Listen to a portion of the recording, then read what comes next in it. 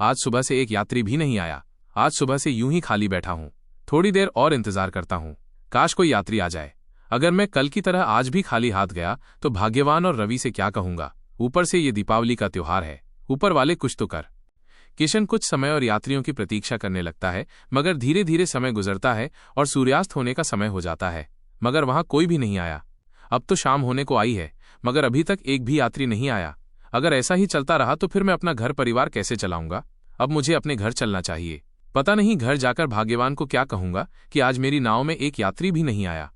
फिर इतना कहकर किशन अपने घर की ओर निकल जाता। किशन माधोपुर गांव में एक छोटे से घर में अपनी पत्नी रूपा के साथ रहता था और किशन का एक पुत्र भी था, रवि। किशन गांव निवासियों को अपनी नाव में बिठाकर नदी पार करने का काम किया करता था। किशन को कभी यात्री मिलते और कभी यात्री नहीं मिलते, जिस कारण किशन को अपना घर परिवार चलाने में बड़ी समस्या आती थी।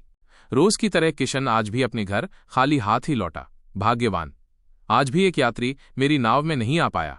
एक की कमाई भी नहीं हुई। ऐसे कैसे चलेगा जी, आप ही बोलो। घर पर तो आज बिल्कुल भी दाना पानी नहीं है और ऊपर से इतने चारों ओर कर्ज है। महाजन तो आज 4 लोगों को लेकर यहाँ आए थे। हमारा घर उनके पास गिरवी है। उन्होंने कहा अगर हमने उन्हें कुछ पैसे नहीं दिए तो वो हमें अपने घर से भी निकाल देंगे। क्या भाग्यवान, महाजन ने ऐसा कहा?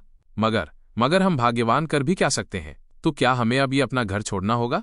मैं कुछ नहीं जानता भाग्यवान, कुछ नहीं जानता। पता नहीं हमारे भाग्य में क्या लिखा है।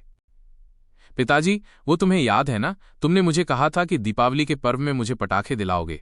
बेटा, मैं तुझे कहाँ से लाकर दूंगा पटाखे? यहाँ तो अपने खाने पीने का भी ठिकाना नहीं है। रवि बेटा, तेरे पिताजी बिल्कुल सही कह रहे हैं। अभी हमारे पास पैसे नहीं है। माँ, यही बात तुमने होली पर भी कही थी कि अभी हमारे पास बिल्कुल भी पैसे नहीं है और हम तुझे दीपावली पर पटाखा लाकर देंगे, और अब तुम दीपावली पर भी मना कर रही हो। ठीक है रवि बेटा, मैं तुझे जरूर पटाखे लाकर दूंगा। ठीक है पिताजी, मैं ये बात अपने दोस्तों को जाकर कहता हूं। इतना कहकर रवि वहां से चला जाता है। क्यों जी, तुमने रवि से झूठ क्यों कहा? तुम उसे कहां से पटाखे लाकर दोगे? अरे भाग्यवान, मैं करता भी तो क्या, उसका मन रखने के लिए मैंने उसे झूठ बोल दिया।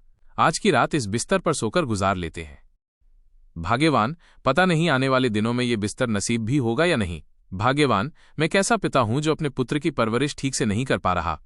हमने उसे होली जैसे त्योहार पर भी कुछ नहीं दिलाया और दीपावली पर तो हमें ये भी नहीं पता कि हम अपने इस घर में रह पाएंगे भी या नहीं। ये बात तो आपने बिल्कुल सही कहा जी। हम गरीबों के लिए क्या त्योहार, हमारे लिए तो सभी दिन एक ही समान है।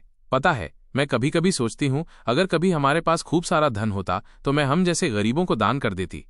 भाग्यवान, मैं ऐसा तो हर रोज सोचता हूँ। हे ऊपर वाले, हमने तो आज तक किसी का भी बुरा नहीं किया, तो फिर हमारे साथ ऐसा क्यों हो रहा है? भाग्यवान, मुझे ऐसा लगता है कि ऊपर वाला हमारी परीक्षा ले रहा है। और तुम्हें याद है ना भाग्यवान, एक बार हमारे घर पर एक बूढ़े बाबा आए थे। हाँ, मुझे याद है जी, और हमने उन बूढ़े बाबा को हमारे हिस्से का खाना भी दिया था और हम सारे दिन भूखे रहे थे। हाँ भाग्यवान, उन बूढ़े बाबा ने जाते समय ये भी कहा था कि तुम दोनों बड़े ही अच्छे हो, एक दिन ऊपर वाला तुम्हारा जरूर कल्याण करेगा। हाँ, वो बूढ़े बाबा ने यही कहा था। अब हम दोनों सो जाते हैं, रात काफी ज्यादा हो चुकी है। ठीक है भाग्यवान, अब मैं नदी के किनारे की ओर जा रहा हूं। ठीक है जी। पिताजी, आज याद से मेरे लिए पटाखे लेकर आइएगा, कल दीपावली का त्योहार है। ठीक है बेटा, मैं जरूर तुम्हारे लिए पटाखे लेकर आऊंगा। अरे आज भी कल की तरह एक भी यात्री नहीं आया। अगर आज भी मुझे एक पैसा भी नहीं मिला तो जरूर हमें घर से बेघर होना पड़ेगा। हे ऊपर वाले, कुछ तो कर। अब मुझसे और सहा नहीं जाता।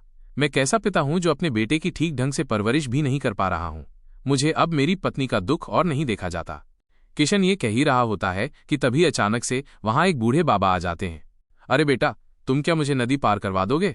अरे बूढ़े बाबा, आप यहाँ? बूढ़े बाबा, आप कुछ दिनों पहले ही हमारे घर आए थे ना भिक्षा मांगने के लिए? अरे हाँ बेटा, मुझे याद आया। तुम तो वही हो ना जिसने अपने हिस्से का खाना मुझे दे दिया था।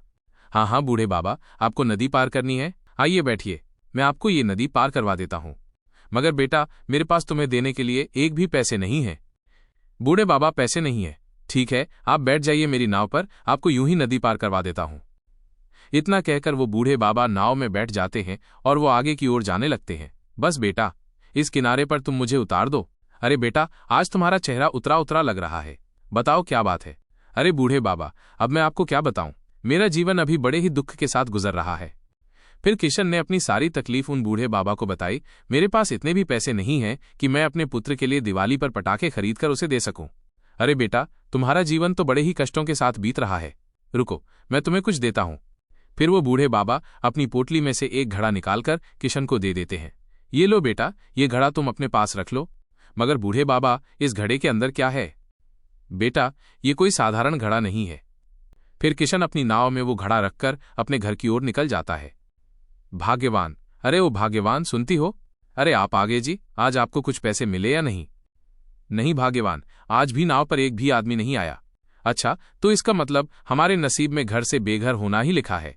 हाँ भाग्यवान, शायद तुम सही कह रही हो। मगर भाग्यवान, वो बूढ़े बाबा मुझे मिले थे जिसे हमने अपने हिस्से का खाना दिया था। वो आए थे, उन्हें भी नदी पार करनी थी, मगर उनके पास पैसे नहीं थे तो मैंने उन्हें यूं ही नदी पार करवा दी। पिताजी, आप पटाखे नहीं लेकर आए हो क्या? कल दीपावली का त्योहार है। बेटा, मुझे माफ करना, मैं तेरे लिए पटाखे नहीं लेकर आ पाया, मेरे पास पैसे नहीं है। बेटा जी, लेकिन तुम्हें ये घड़ा किसने दिया? भाग्यवान, ये घड़ा मुझे उन्हीं बूढ़े बाबा ने दिया है। वैसे इस घड़े में है क्या जी? क्या पता भाग्यवान, इस घड़े में क्या है, तुम ही इसे खोल कर देख लो। मैं इसे तो अभी तक खोलकर देखा नहीं हूं। फिर रूपा उस घड़े को खोलकर देखती है तो वो हैरान हो जाती है। उस घड़े के अंदर ढेर सारे सोने के सिक्के होते हैं। अरे अरे, ये देखिए जी, हमारे तो भाग्य खुल गए हैं। ये देखिए, इसमें तो ढेर सारे सोने की मोहरें हैं। सोने की मोहरें? अरे हाँ रूपा, वाकई में इस घड़े में तो सोने की मोहरें हैं। इसका मतलब वो बूढ़े बाबा ने सही कहा था। क्या कहा था उन बूढ़े बाबा ने? भाग्यवान, वो बूढ़े बाबा ने कहा था। फिर किशन रूपा को सारी सच्चाई बता देता है।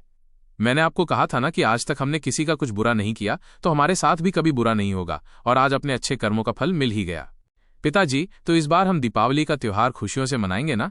हाँ हाँ बेटा, क्यों नहीं बेटा, जरूर मनाएंगे दीपावली का त्योहार। क्यों ना इस दीपावली के त्योहार पर हम हमारे जैसे गरीबों को पटाखे और मिठाइयों से भेंट करें, जिनके घर में ना तो पटाखे हैं और ना ही मिठाइयाँ। हाँ हाँ भाग्यवान, तुम बिल्कुल ठीक कह रही हो। कल हम दीपावली के मौके पर ऐसा ही करेंगे। अब हमारे सारे दुख के दिन कट जाएंगे। और फिर अगले दिन दीपावली का त्योहार आ ही जाता है। पूरा गांव पटाखों की आवाज और खुशियों में डूबा होता है। और रूपा की बातों के अनुसार किशन गांव के बीचों बीच में ढेर सारे पटाखे और मिठाइयां लाकर रख देता है। और धीरे धीरे सारे गांव के लोग किशन के यहाँ आने लगते हैं और सभी लोग दीपावली की मस्ती में शामिल हो जाते हैं।